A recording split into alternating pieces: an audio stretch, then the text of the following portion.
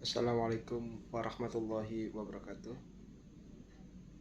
Yang terhormat kepada Bapak dosen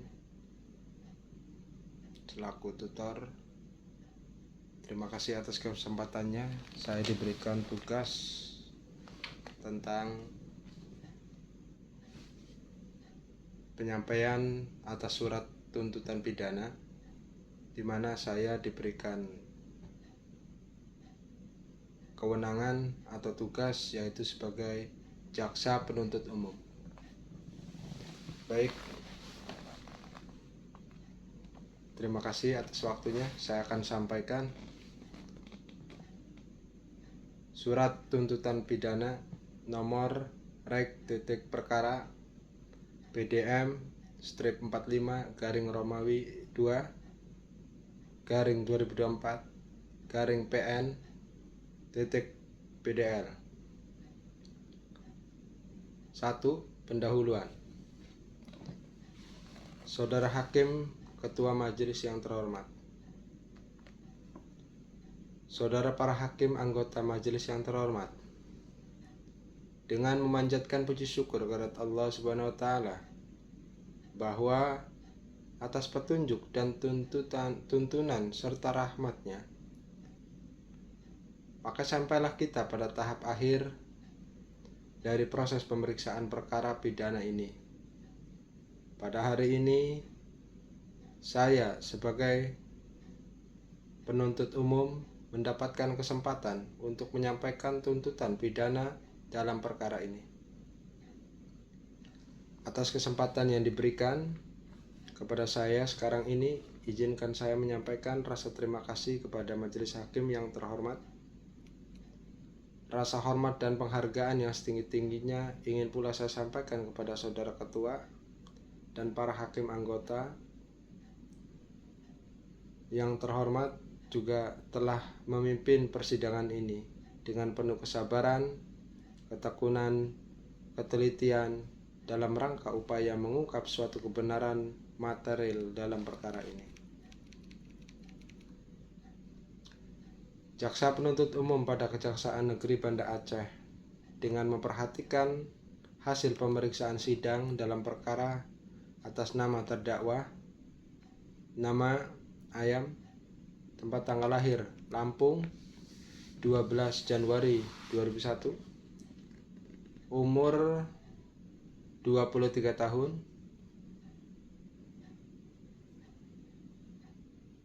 jenis kelamin laki-laki, kewarganegaraan yaitu Indonesia, alamat Jalan Melati nomor 45 Bandar Lampung, agama Islam, pekerjaan mahasiswa Universitas Bumi Prodi Sansekerta.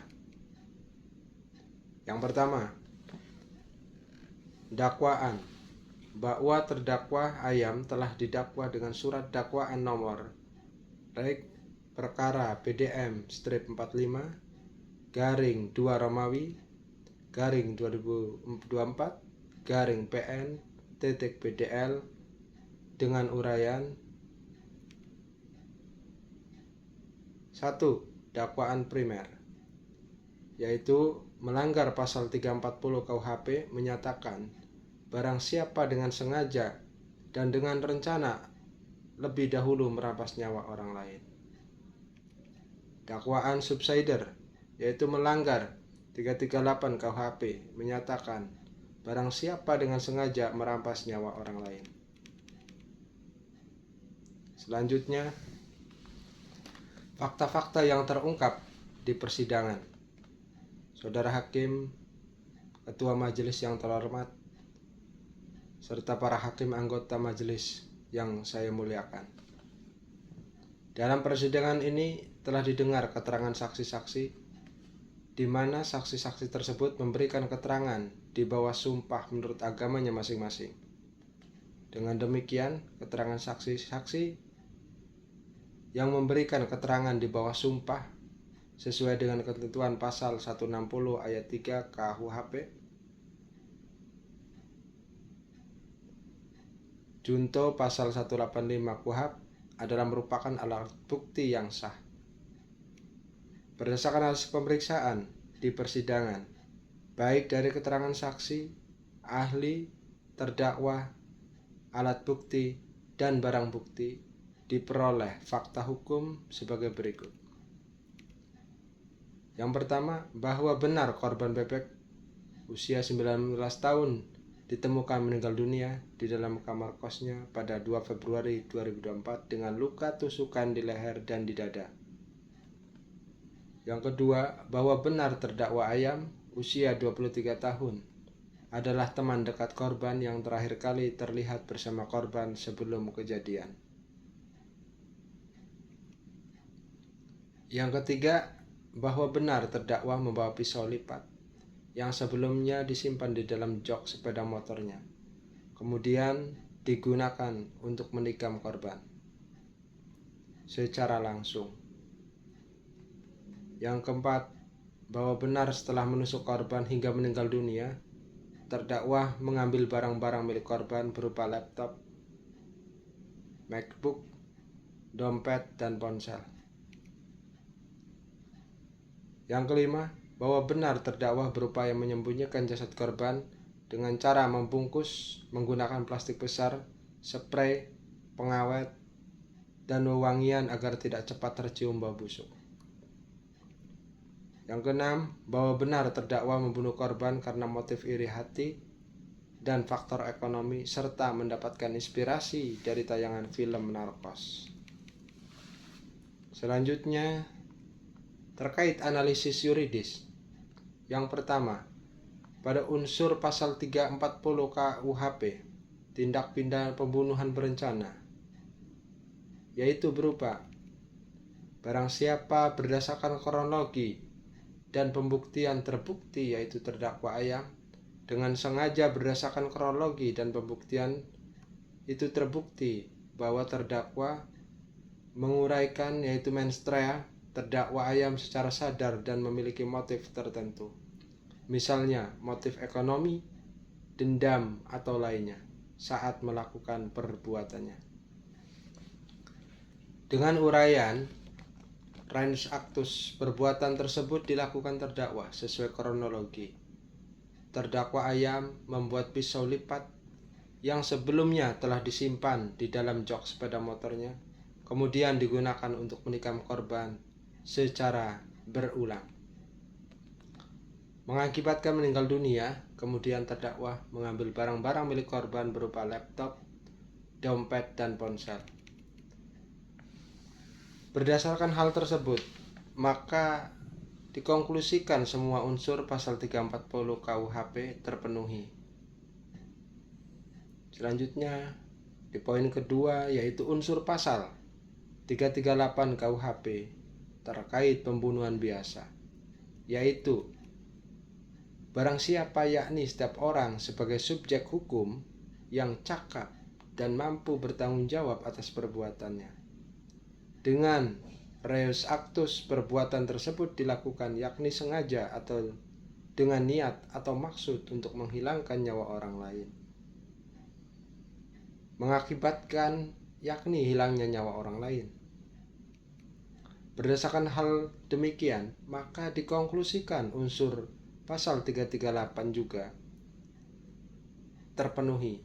Namun karena dakwaan primer telah terbukti, maka dakwaan subsidiar tidak dipertimbangkan lebih lanjut.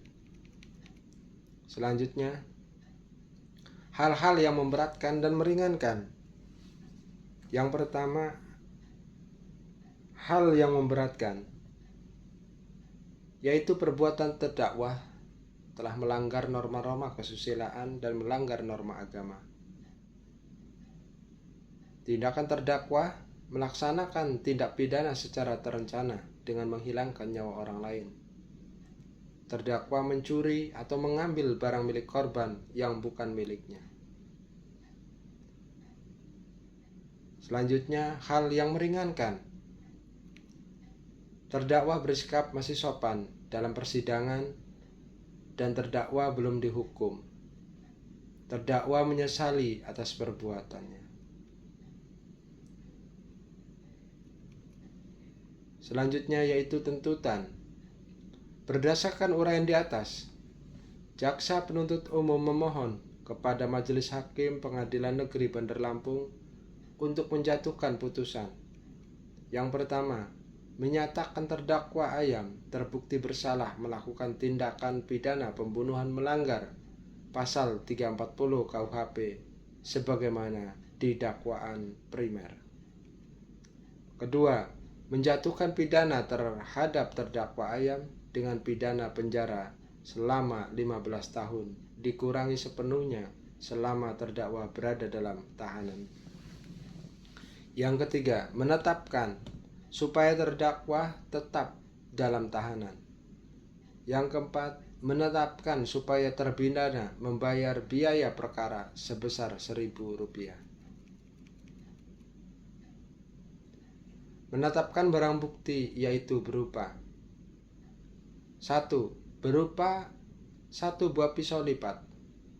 Yang kedua, berupa 1 unit laptop. Yang ketiga, yaitu berupa 1 buah dompet. Yang keempat, yaitu berupa 1 unit ponsel. Yang kelima, berupa plastik besar, spray, pengawet, wewangian untuk dirampas dan dimusnahkan. Sebagai penutup, demikian surat tuntutan pidana ini dibuat untuk digunakan sebagaimana mestinya. Bandar Lampung, 28 Maret 2024. Jaksa Penuntut Umum Kejaksaan Negeri Bandar Lampung, Ahmad Suryadi, SHMH, ditandatangani dan di stempel. Terima kasih.